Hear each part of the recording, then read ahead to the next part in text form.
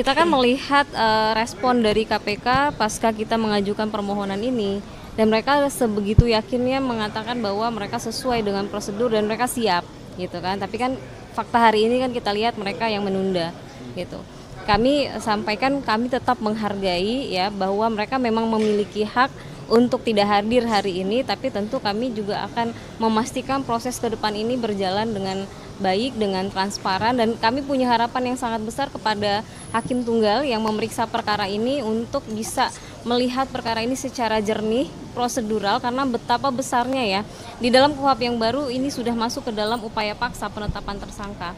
Jadi betapa besar efeknya penetapan tersangka ini jika penegak hukum tidak memegang teguh prosedur yang diatur oleh undang-undang, ini akan menjadi persoalan.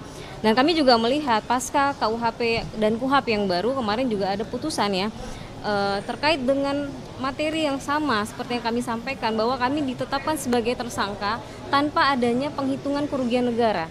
Kita bisa lihat bagaimana angka-angka itu muncul tidak pernah jelas gitu ya, dari 1 triliun, 100 miliar bahkan katanya belum sampai dan lain sebagainya.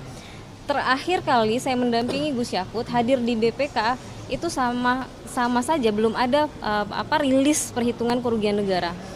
Sampai proses akhir pemeriksaan Gus Yakut waktu di BPK, satu kesimpulan saya bisa sampaikan bahwa tidak pernah ada aliran apapun dana terhadap kepada beliau, baik itu pada saat pemeriksaan di KPK maupun pada saat di BPK.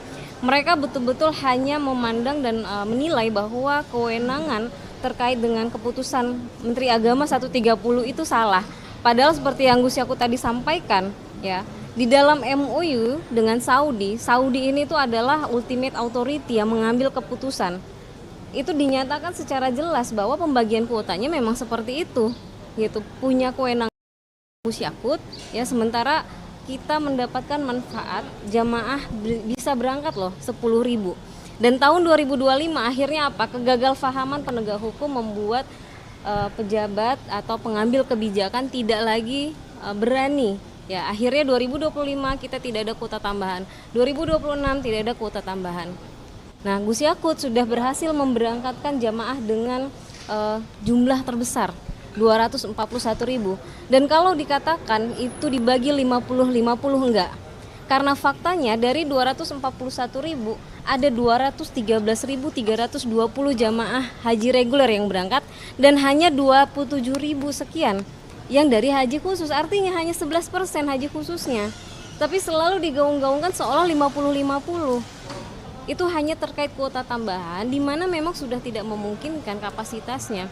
Makanya kita sampaikan kepada BPK, hadirkan dong. Karena ini berkenaan dengan MOU, hadirkan Saudi, hadirkan juga menteri-menteri agama hari ini yang mereka sampaikan secara terbuka bahwa kalaulah dapat kuota tambahan 20.000, mau diletak di mana jamaah itu?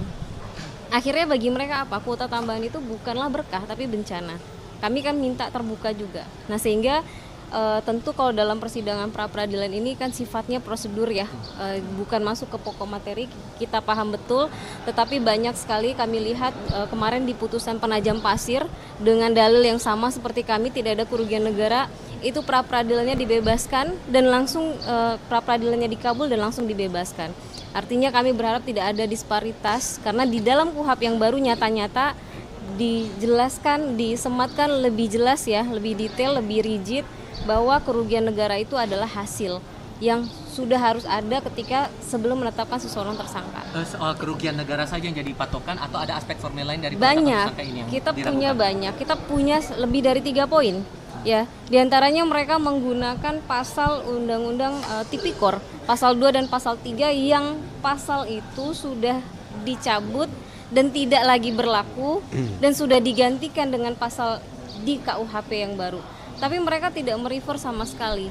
Jadi kalau dari prosedurnya kami melihat banyak sekali yang salah, banyak sekali yang cacat, dan kami rasa kami punya hak untuk menguji itu di persidangan ini. Gitu. Mbak, cacat formil dari 3 sprindik yang digugat di pra-peradilan itu apa aja? Ya, mungkin nanti lebih detail di persidangan ya. Intinya kita mengetahui 3 sprindik itu dari surat pemberitahuan. Kami tidak pernah menerima surat penetapan tersangka yang berisi hak-hak daripada klien kami, yang berisi uraian perkara, yang berisi apa saja yang mengkaitkan perbuatan beliau sehingga ditetapkan sebagai tersangka. Kita nggak pernah terima itu, gitu. Nah dari situ kita mengetahui ternyata ada 3 sprindik, sementara kami hanya pernah diperiksa di sprindik awal, yang sprindik umum saja, gitu.